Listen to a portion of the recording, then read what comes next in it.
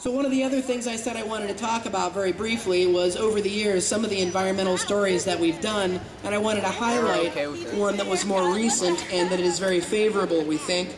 But right here, I just have a list. Americans do like lists.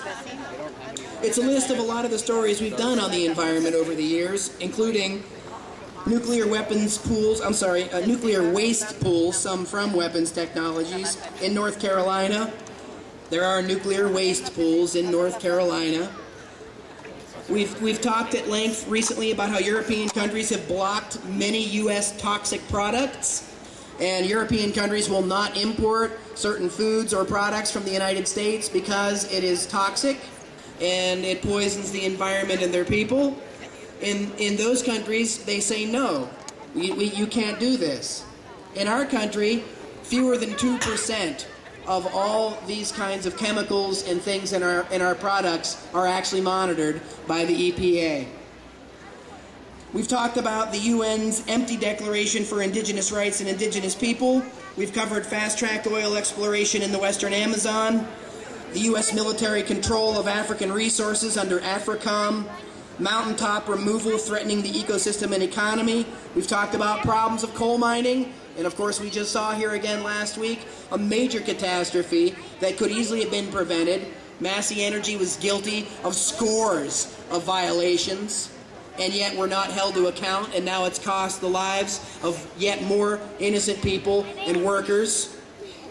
Chevron oil facility in Nigeria and Shell oil in Africa, and the connection it has to killing activists and killing workers in those areas, as well as destroying the ecosystems.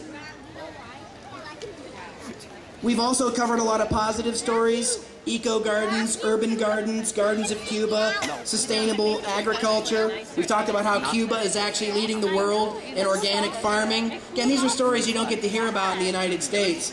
You're not allowed to say anything nice about Cuba in the United States because it doesn't fit the grand narrative against communism.